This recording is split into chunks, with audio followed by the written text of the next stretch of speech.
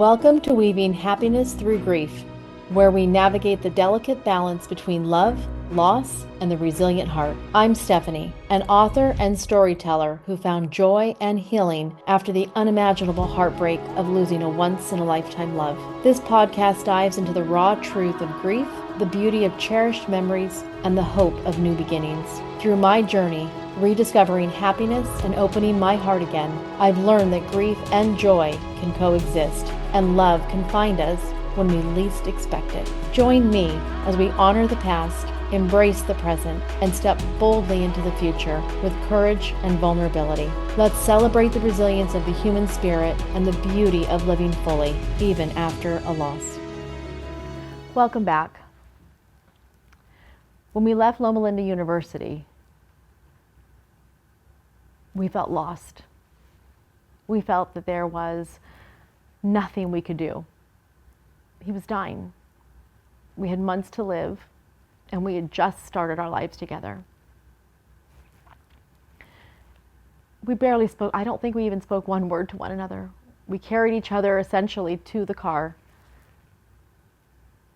drove back home, and we sat in the car and we sat in that driveway for, it felt like a good hour. I don't even know how long it was. It was quite a while. And we sat there just holding hands, but kind of distantly, like there was something so interesting that happened during this moment where, for two people who were so intensely connected and wanting to touch all the time and hold hands all the time, something was happening within us organically, almost like naturally wanting to pull away, probably for protecting our hearts on some level. So we sat there touching, but not like the normal touch we would have. And after sitting for quite a while, I thought, okay, we need to go in. And Jeff turns to me and he goes, "Honeybee," he goes, "I can't do this to you again." He goes, "You already lived through this with your brother. I'm not going to let you live through this again." And I'm sitting there thinking, how are we going to save you? What are we going to do? We're not going to take this. We're going to take action. And he's thinking, how am I going to protect you? And these were the thoughts we were having as we sat there quietly alone in the car, but together. And I looked at him and I said, "Jeff, life isn't fair. It fucking sucks sometimes. But we're not going to let this destroy us. We're not going to let this ruin who we are, what our love is." And he said, "No, I'm going to go back to Canada." He was like just speaking almost irrationally. He said, "I'm going back to Canada. I'm going to go live. My sisters can take care of me. My mom, like, you don't deserve this." And I said, "No one deserves it. What about babies and children that get cancer? Like, no one deserves it. It happens. It's part of life, and part of these things they're horrific. And they can be debilitating if you allow it to be. But you can also find strength and hope from them." So we sat there, and I remember saying to him in the car, "We're going to get through this together, babe. I don't know what we're going to do, but we're going to find a way." And slowly, we both kind of calmed down a little bit. And I did look at him and I said, "If the roles were reversed, would you allow me to leave you?" And of course he said, "Absolutely not. I would take such great care of you." And I said, "Exactly."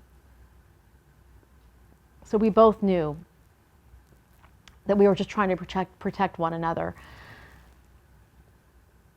We walked into the house, fell asleep on the bed. I woke up the next day, and in this space of just exhaustion and chaos, and I have a business that we have to run that I'm supposed to go into, and we don't know what we're doing. Like you just feel so out of your mind. Like, what are we supposed to do now? And I remember looking through my phone and I was scrolling through it and I thought, Okay, let me see. I know I messaged people, but I don't remember who. So one text, I looked at another, and I obviously made a bunch of phone calls and texts to different people because I think in my frantic, chaotic mind, I was looking for an answer. And through that, there were two different friends of mine who happened to mention this one particular doctor at UCLA, and his name was Dr. Jeffrey Sue. And Dr. Sue, I looked him up, and he was a specialist. And my recollection, he was a subspecialist in this particular area where they could do surgeries, very non-invasive surgeries, and they could work on something that appeared to be like what Jeff had. So now it's Monday morning. Jeff's sleeping. I pick up the phone, call Dr. Sue's office, and I ask for an appointment. When can we get in? Because they wanted to do this craniotomy like immediately, like within days. And they said, he's booked solid for weeks. We can get you in, sometime in May, end of May. And I remember I looked at him and I'm like, I looked at him, I didn't really look at him. I spoke to the person on the phone. I remember his name was Antonio, and he was Dr. Sue's assistant. And I said to Antonio, I said, we really need to get in. And he kept saying, I really am sorry, but this is the best we can do. And at that point, I think all my training, if you will, with my dad and the things we went through and all the tragedies from my brother's life and all these moments led up to this moment where I wasn't going to take no for an answer. And I said to him, I just dug deep and down, and I'm talking to the stranger on the phone. And I said, you don't understand. My husband's going to die. We need to get in to see him. And I said, please try to find an appointment for us somewhere soon. And he put me on hold. And he came back on the phone. And he said, I can't make you any promises, but can you guys come down to UCLA today? And I thought, absolutely, we'll be there right away. Jeff's still sleeping at the time, because I had called like right at 7:59. I wanted to be the first call in to him. I go upstairs and I'm like, hon, can you get ready? We're going to take a drive over to LA. And he's like, do I need to? What's going on? And poor, bless his heart, he was just broken and tired and exhausted. And I said, there's a doctor that can see us, and we have an appointment this afternoon. I didn't even tell him it was a maybe appointment. Like, I just made it sound like we had an appointment because I didn't want to disappoint him and shatter his hope. And I said, they might be able to do something different. Can we just get going? And so we did. And we packed up some things and we got in the car. And we drove down to UCLA and we just kind of hung out and waited for our appointment. And Dr. Sue eventually got us in. We get to see Dr. Sue, and we waited for quite a long time actually. And we waited patiently. But we eventually get into his office and we get to see him. And he sits down and he does some examination on Jeff, puts a scope up his sinus region and looks and could see the tumor. And he said, very casually, very nonchalantly, he's like, I can take care of this for you. I can do a surgery and I can perform it endoscopically. I can go through his nose and I can get that, not all of it, but I can get most of that tumor out. And immediately, everything that was shattered, we just started feeling like, oh my gosh, like we have a chance.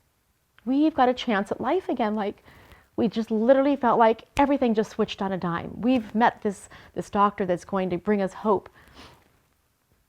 And we were so excited. We couldn't wait to get back in the car and call all the kids again and call his mom and my parents and call everybody and tell them the great news. We went home that day And I'd realized what day it was. It was Monday, April 30th, 2018.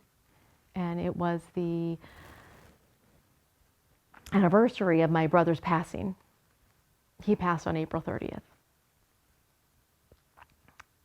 And I looked at Jeff, and we'd gone out for like a little mini celebration dinner that night to kind of celebrate the hope that we were feeling for the surgery that Dr. Sue was going to perform the next week, literally in 1 week. And we were at dinner, and I said, "Hey, hon," I said, "do you know what day it is?" And of course he didn't remember, and why would I expect him to remember? But it didn't dawn on me till that moment. I looked at my calendar, and I said, "It's my brother Jeff's, the anniversary of his passing." And I said, "From this day forward, April 30th will be a day of hope and strength. And we're not going to remember this day anymore of sorrow." And we looked at it like that was a day that we could buy more time again. As we close this episode of Weaving Happiness Through Grief, I want to thank you for joining me on this journey of remembrance, resilience, and rediscovery. Loss is a path none of us choose, but together we can walk through it, honoring the love that was and of the life that still awaits us.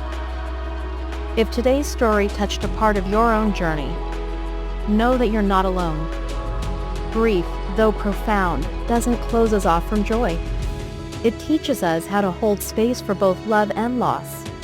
And sometimes it opens our hearts to unexpected new beginnings.